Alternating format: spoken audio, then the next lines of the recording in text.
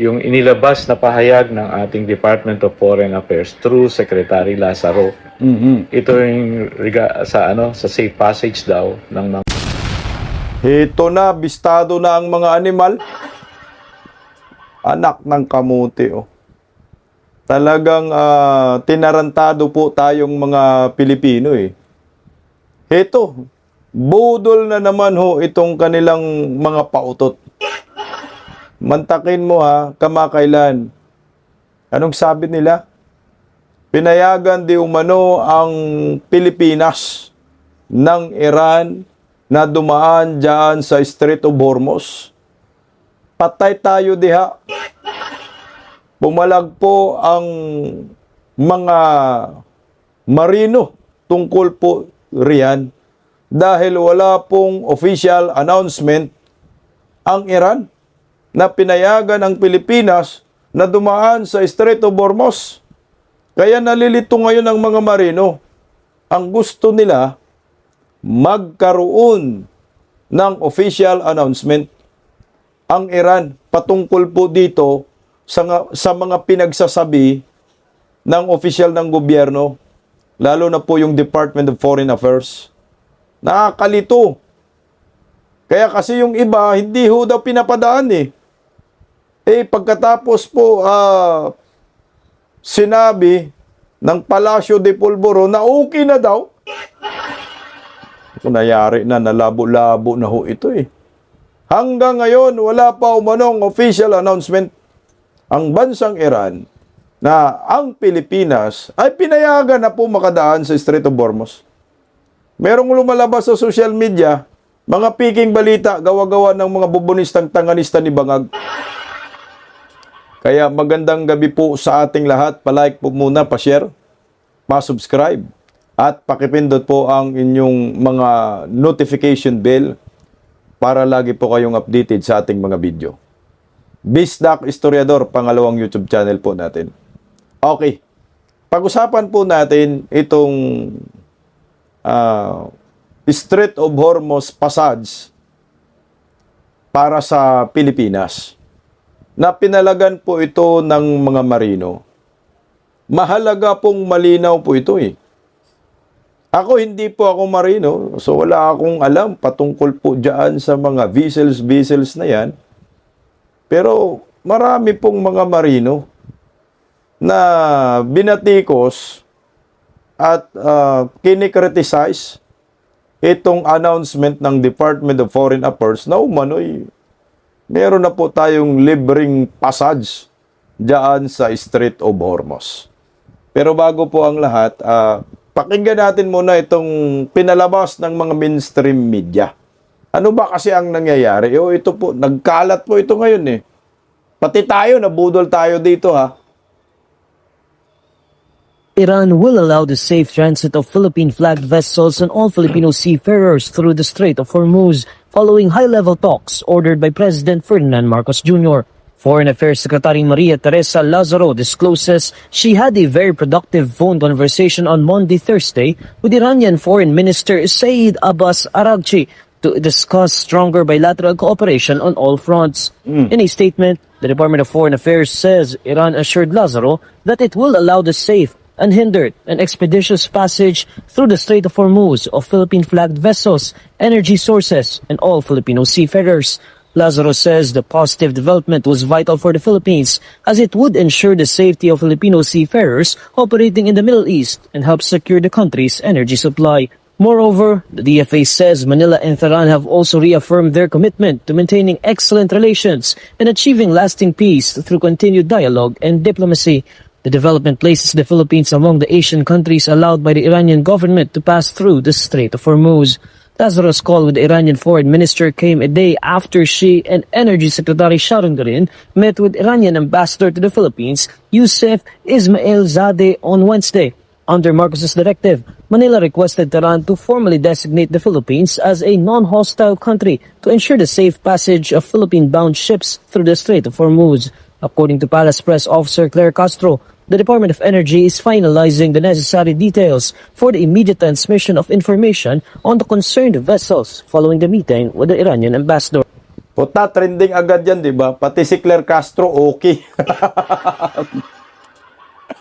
Puta, linawin natin, basahin nga natin yung announcement na ito, anak ng kagwang.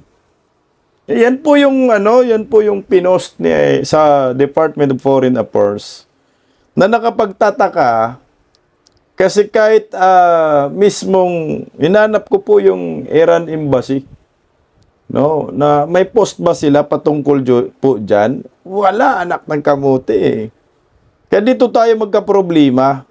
O basahin lang natin kasi putang ina, bilib na bilib yung mga bubonistang tanganista dito. Sabi ko na nga ba, budol na naman ito.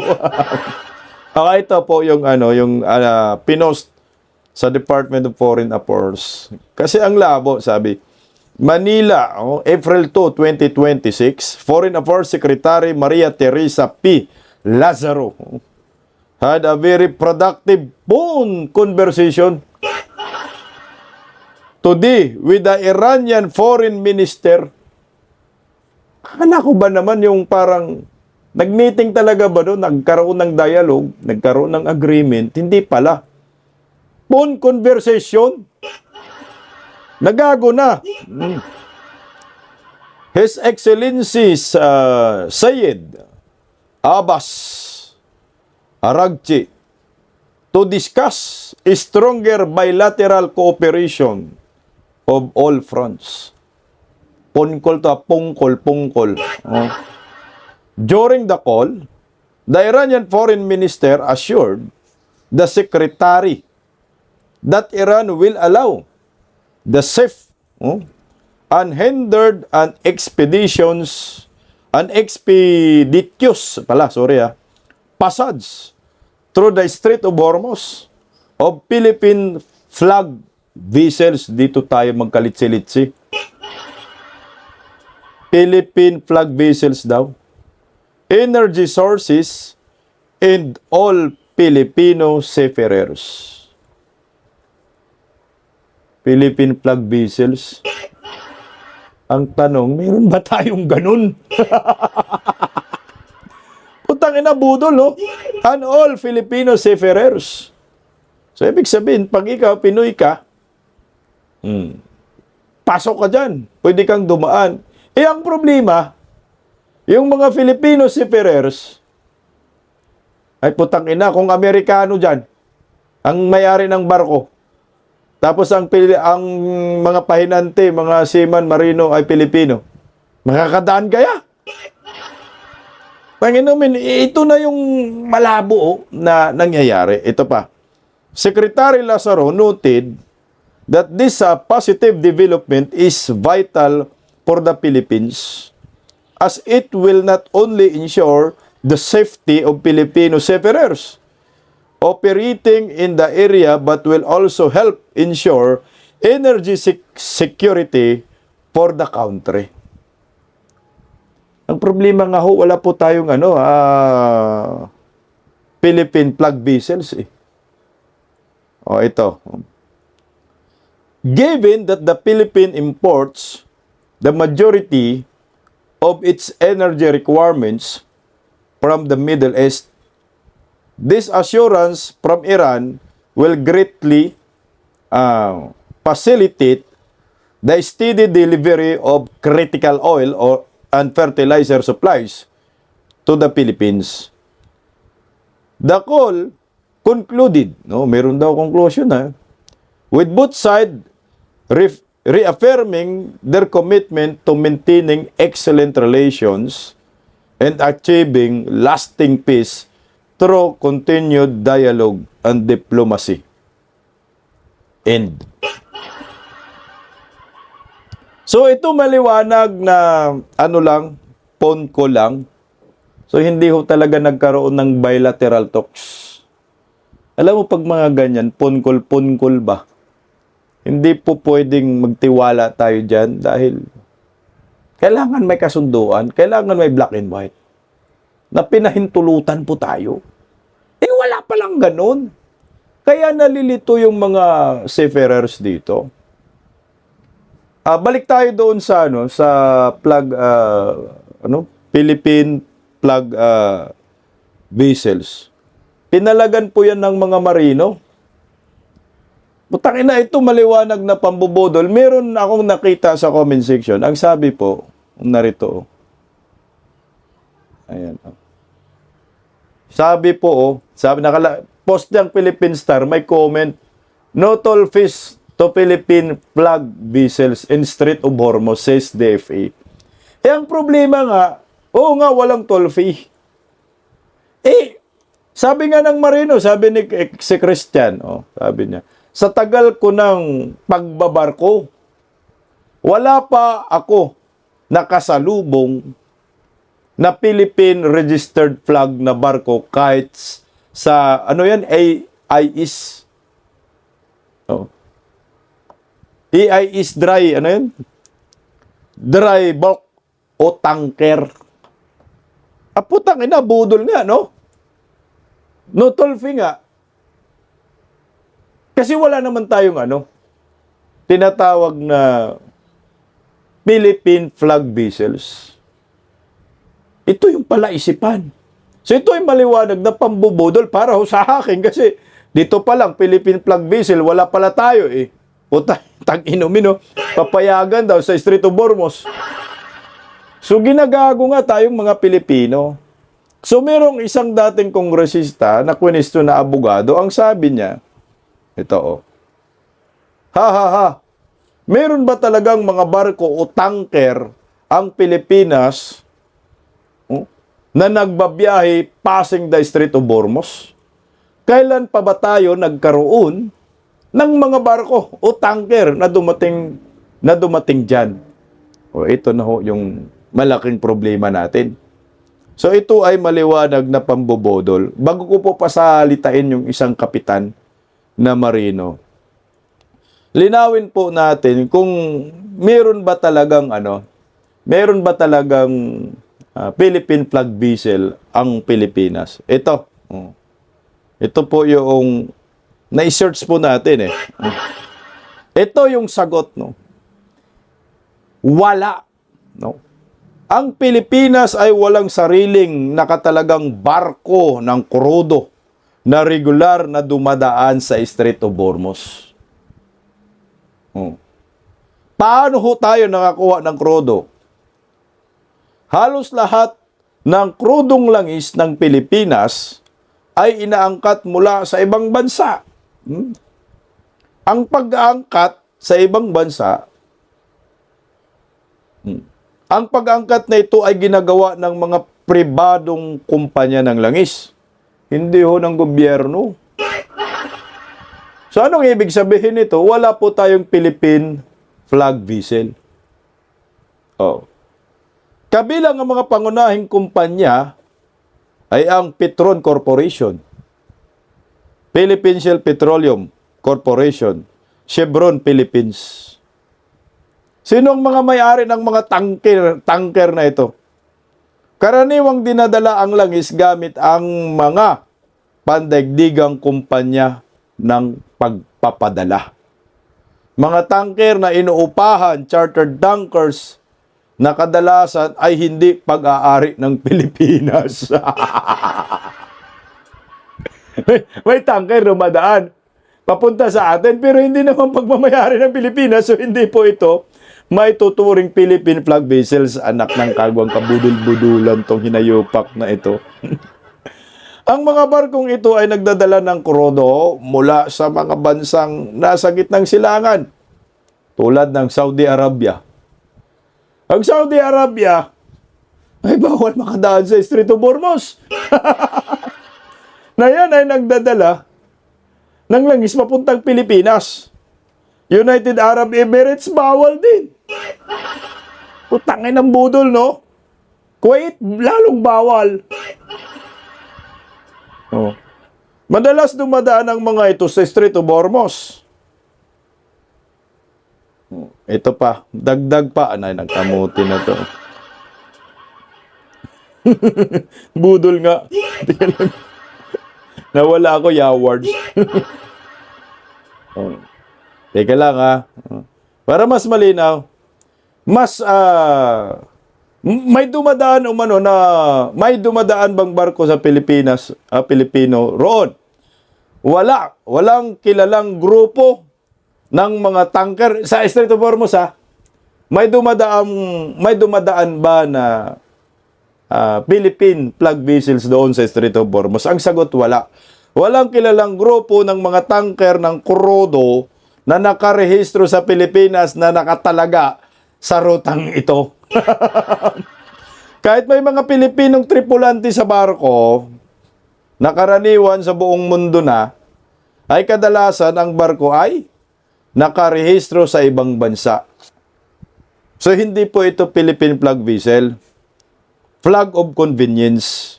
Pag-aari ng dayuhang kumpanya na nagpapadala. O, ito yung malinaw dyan. Malaki ang pag-depende ng Pilipinas sa pandaigdigan ruta ng supply ng langis, lalo na sa Strait of Hormuz. Kapag nagkaroon ng pagkaantala roon, panigurado tumataas po ang presyo ng langis at apektado po tayo. Yan po ang maliwanag dyan. O, ito na.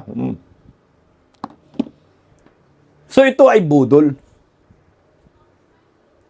Wala tayong Philippine flag vessel at walang official pa na announcement ang Iran patungkol po dito. Tingnan mo, ha. Kakaiba po doon sa una kasi naghahanap talaga ako ng detalye. Ano ba talaga ang nangyayari? Noong unang announcement po ng Iran, ito talaga in-announce po nila na ang pwede lang po dumaan sa Strait of Hormuz ay Pakistan, Bangladesh, China, Russia, Iraq at India.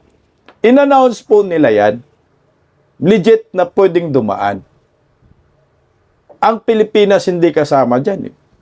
Kasi nga wala man tayong Philippine flag vessel talaga. Yan ang maliwanag. At kasunod riyan, okay, sabi dyan, ito yung pinakadatos lang na nakikita ko. After India, Iran Army po yan na FB page.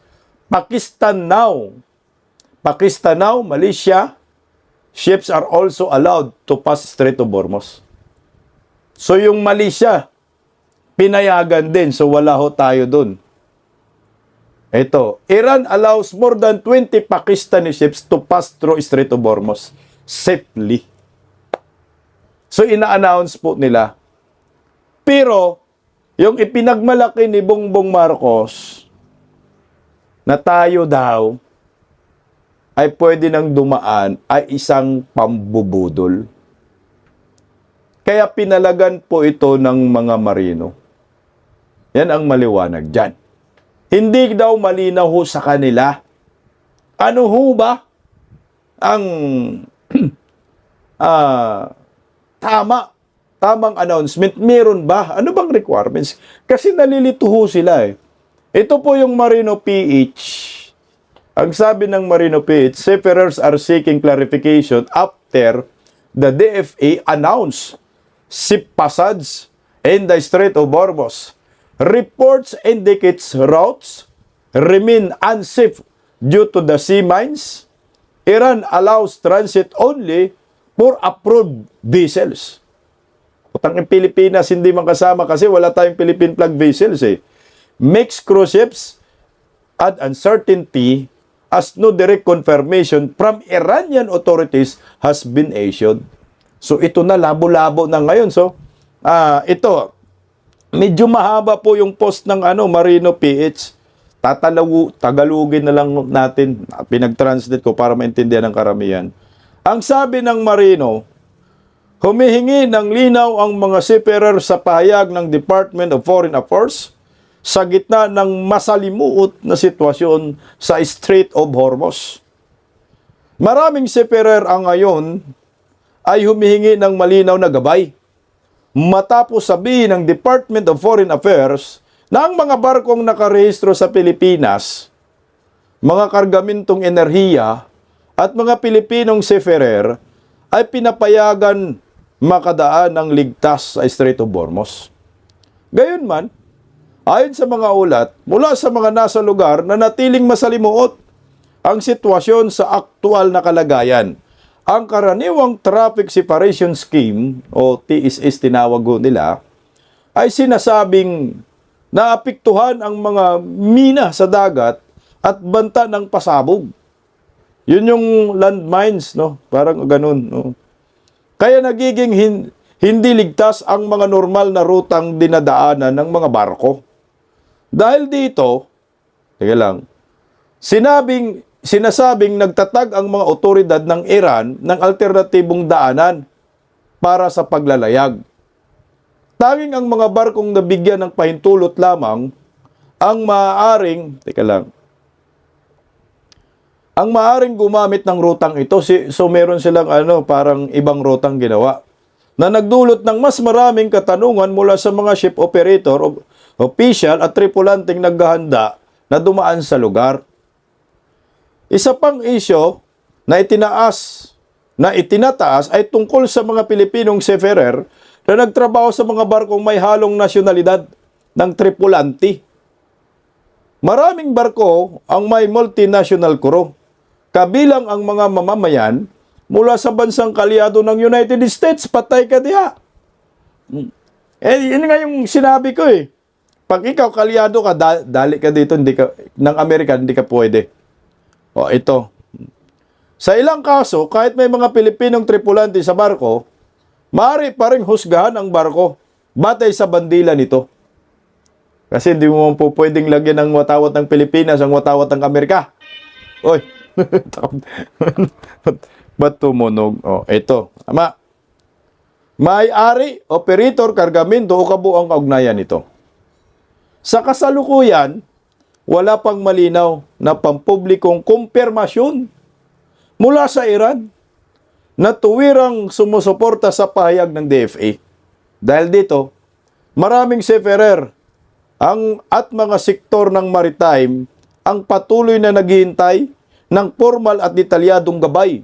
Samantala, ang galaw ng mga barko sa Strait of Hormuz ay nanatiling mahigpit na binabantayan ng mga otoridad ng Iran. So, paano na to? Budol talaga. So, meron pong nag-post na seafarer, ito po, ang sabi niya, wala pa ding galawan dito. Wala kasi official statement ang Iran tungkol sa sinasabi na phone call ng DFE. Phone call ay di pwedeng panghawakan. Naknang kagwang phone call ba? O ito na ho yung problema ngayon. Ano po ang panghawakan ng mga seafarer na yan? Magulo ha kasi pati daw seaman na Pilipino pwede. Kung nakasakay sa American flag vessel, nakasakay sa Israel flag vessel, na hindi pwedeng dumaan dyan sa Strait of Hormuz. Papadaanin ba yung mga Pilipino? Liligtas ba? Yan ang nakakalito. Kaya naman, pinalagan po ito ng isang kapitan. Seaman. Siyempre mga seaman. Marino. Ano ba ho ang malinaw ho nito? Kasi ang mga seafarer nalilito ho. Noong una, walang official na announcement ang bansang Iran. Hindi nga tayo kasama dyan eh. Pangalawa, wala po tayong tinatawag na Philippine flag vessel na kailanman wala po talagang ganyan.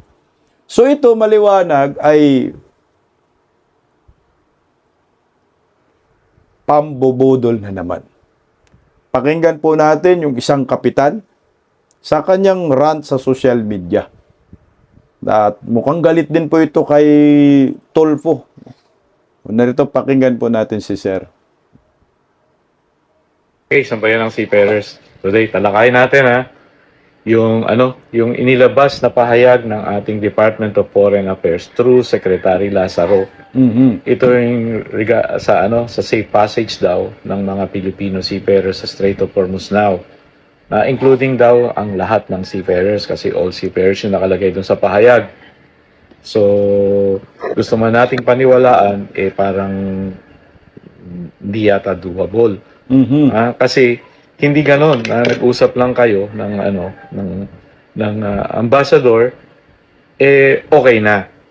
At parang okay sa ambassador pero okay ba doon sa Iranian government ngayon at sino ba ngayon yung Iranian government? Kasi nga 'di ba since na sunod-sunod yung pagkakasawi ng kanilang mga leaders parang nobody is in command. So ito na ano natin dito. Pero ang di ko na anuhan dito naglabas din si Senator Rapi Tulfo. Naglabas si Senator Rapi Tulfo ng kanyang post doon sa FB na nagpop-up sa akin din. Nagpop-up sa FB page ko. Nabasa ko doon, may proseso pala. Bakit hindi ito diniscuss ng DFA? Meron palang proseso, basta pinalabas lang agad na pwede nang dumaan ang mga Filipino seafarers na inarrange na. So, ang akala ng iba, even doon sa nasa loob ng Persian Gulf, ng mga seafarers, okay na.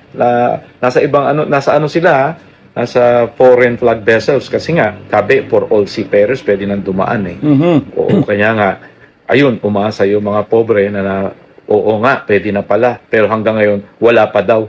Hindi pa raw sila makaalis kasi nga, nag-aantay sila from their owners ng orders. Siyempre, manggagaling yung orders sa ship owners, not to the Philippine government. Pagka ikaw foreign flag o kahit pa ikaw Philippine flag, siyempre ship owners pa rin ang magmamando doon sa kanilang kapitan to heave up the anchor and proceed to the Strait of Hormuz. Maliwanag yun.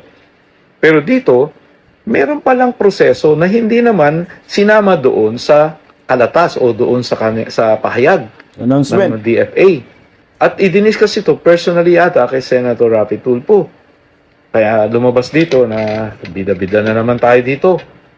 Siya na naman ang parang after 1 month ng gera, ngayon lang na naman natin siya nakita pero ng mga unang salbo ng putukan at Wala. yung banta sa mga seafarers hindi siya nagbigay pahayag. Ngayon nung meron ng nakita na naman na oportunidad para makasakay ito. So sa kanyang po sinasabi niya may proseso daw na ang kailangan daw magsasubmit ng request ang barko. Ang barko Pero sino sa barko? Kapitan ba o ang ship owners ang magsasubmit ng request?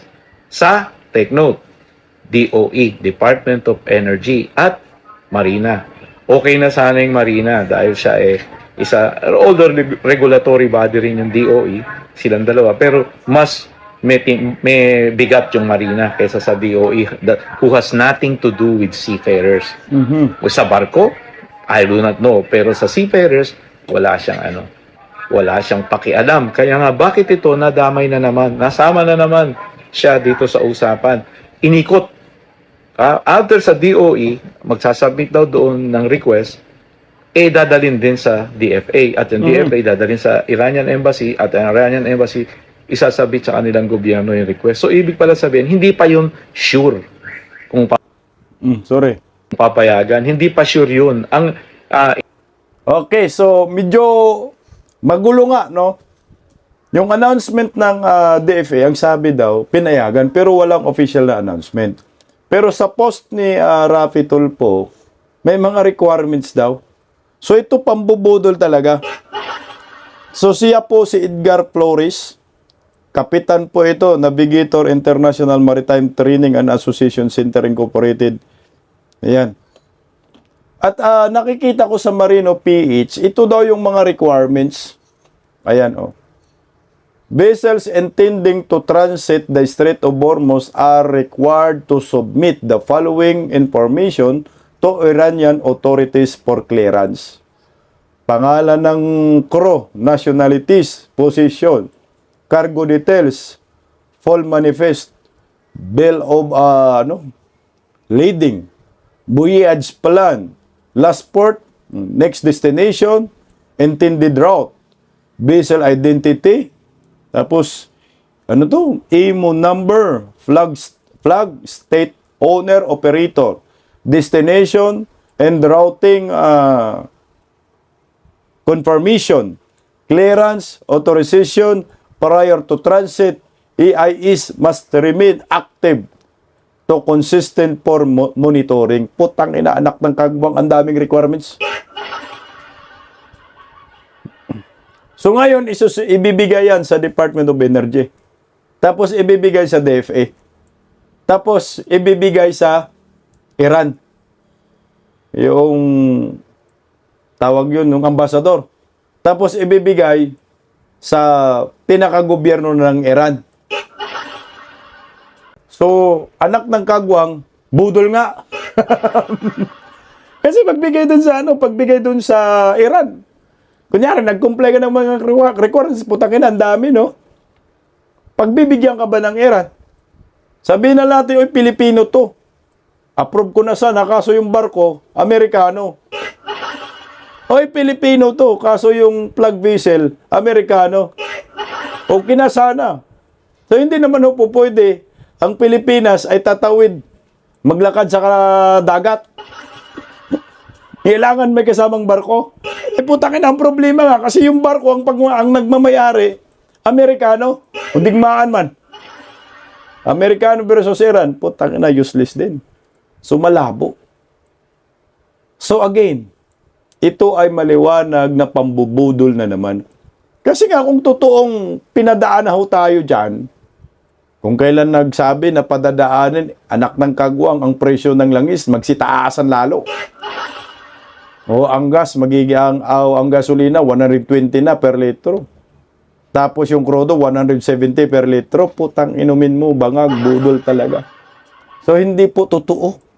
Yung mga pinagsasabi nila, ito ay maliwanag na pambubudol na naman sa maraming Pilipino. Nabubuhay na talaga tong gobyernong ito ng pambubudol. No? Tuloy, sir. Oh. In principle, ang nag-agree lang yung kanilang rito, foreign minister.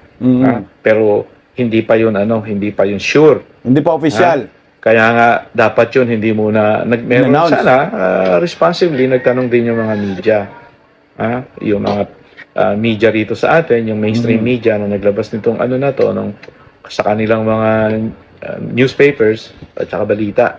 Sana nagtanong mo din sila. Pero itong si Senator Raffy Tulfo, dapat ginawa niya rin yung kanyang homework. Again, lagi kong sinasabi, do your homework very well. Sana tinanong mo rin sila. Kasi, yung vessels daw magsasabi, sino yung barko? Sino sa barko? Kapitan ba? Yung ship owners ba? Ang magsasubmit. At pangalawa, bakit pati yung foreign vessels na dahil nga all Filipinos, syempre pag all Filipinos pati yung nasa foreign flag vessels kasama na ron. Paano ngayon kung yung barko may mixed crew, may mga ibang foreigners na hostile sa interest ng Iran, o yung barko na sinasakyan ng mga Pilipino na gusto nyo, sinasabi nyo pwede nang dumaan, hostile din sa interest ng Iran. What do you think? What do you think? Papayagan ba yung dumaan doon? So binigyan nyo ng false hope. Utang na, maling pag-asa. False hope. Yan ang mahirap ngayon, no? Itong gobyerno, labo-labo. Basta lang, makapag-announce. Sinakyan naman din ng mga mainstream media. Ang mainstream media din, hindi rin nagpapaliwanag ng maayos. Na ito pala, maraming mga requirements. Kahit nakapag-comply ka ng requirements, hindi pa rin yan garantisado na magkaroon ka ng libre passage dyan sa Strait of Hormuz. Kasi nga, kung yung sinasakyan mo ay barko ng Amerikano at may kasama kang mga Amerikano dyan sa barko, maraming Pilipino, lo pa rin yan.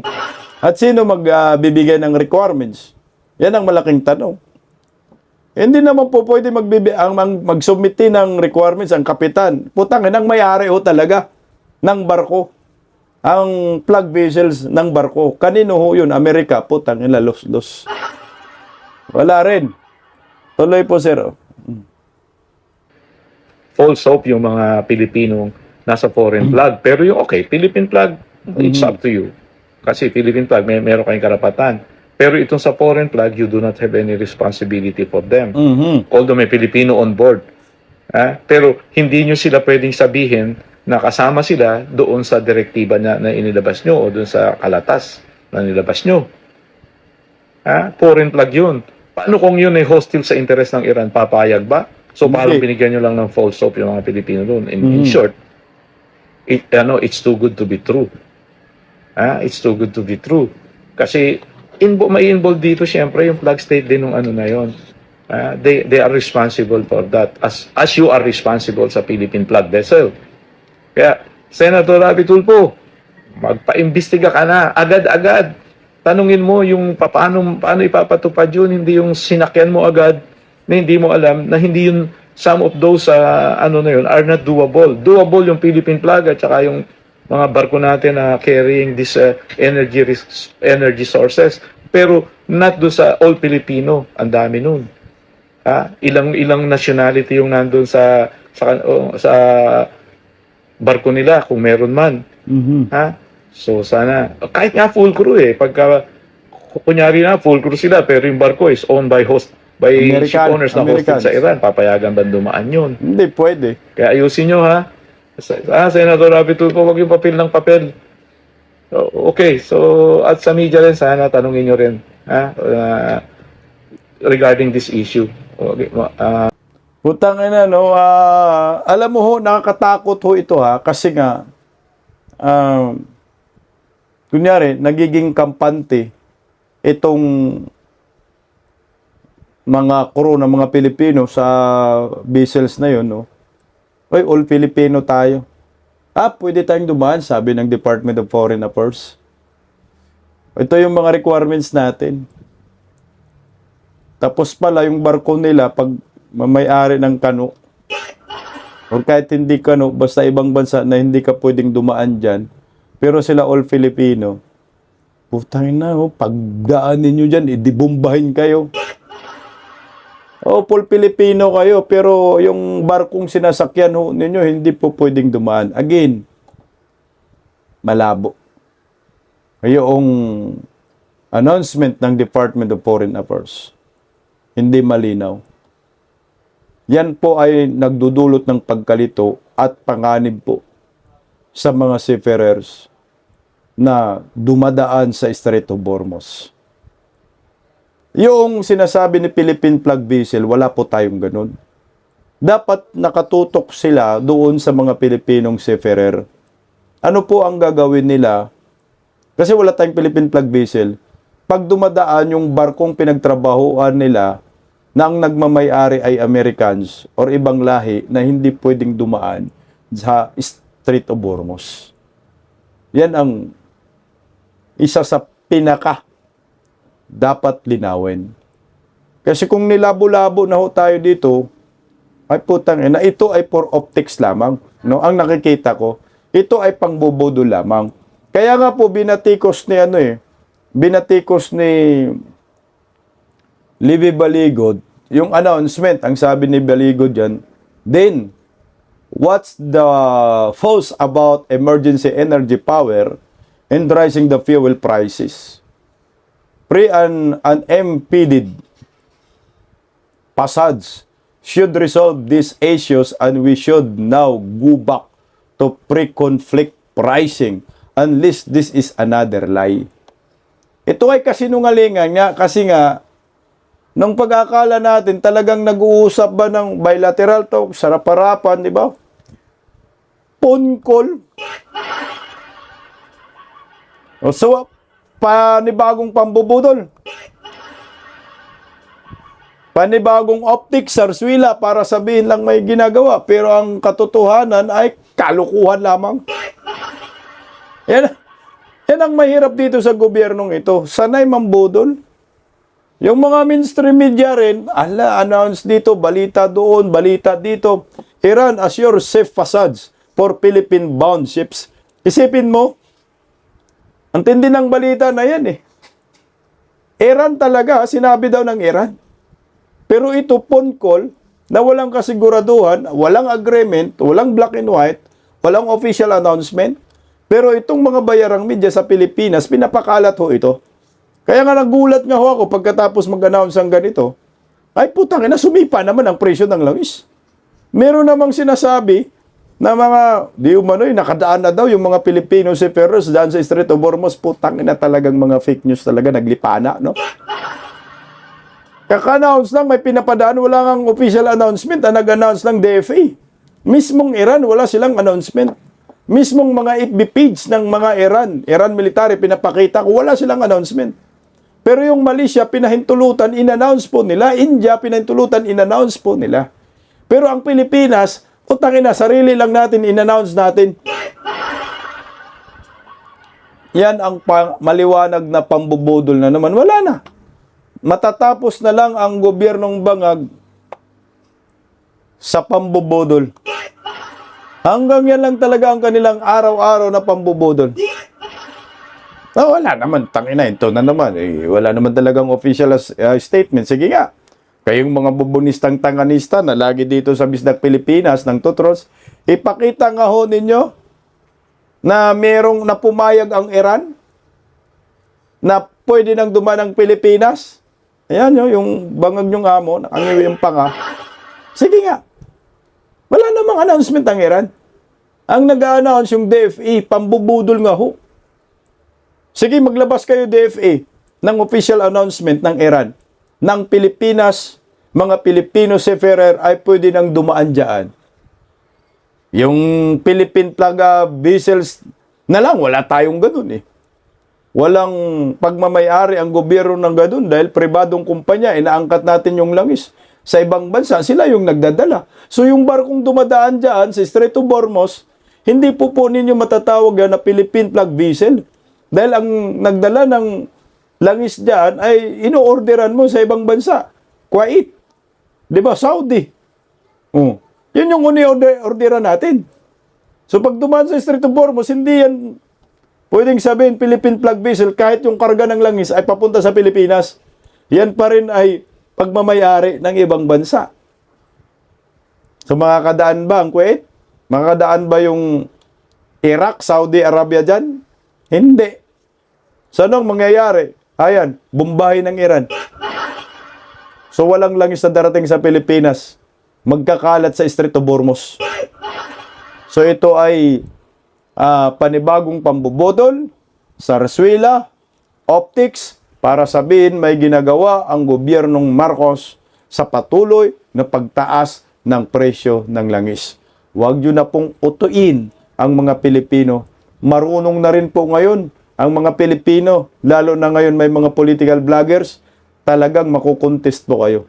Itigil nyo na po yung pambubudol ninyo sa maraming Pilipino. Kung hindi kaya, anak ng kagwang, mag-resign na kayo, bangag.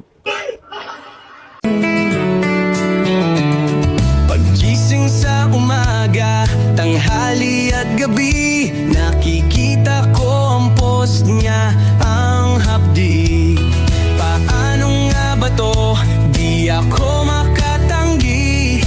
Watch ko na lang at isipin ng mabuti. Bisdak Pilipinas.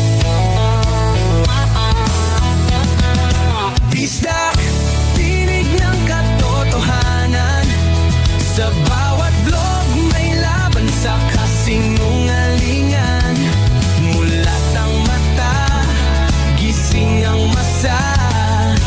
Bisdak Pilipinas, para sa bayan, gumigising sa diwa.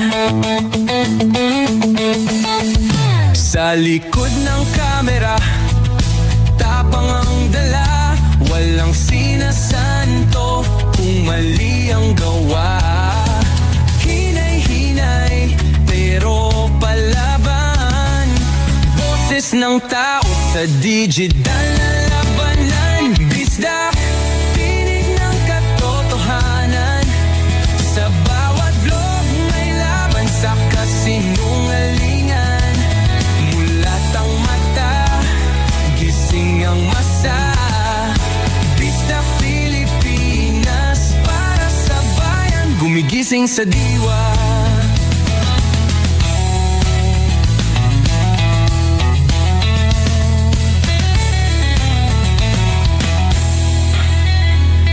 Hindi artista, hindi politiko, pero ang katotohanan, sigaw niya ay buo.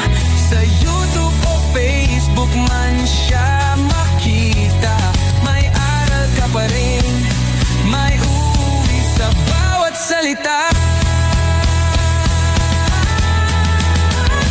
Bisdak, gising sa katotohanan, di lang kwento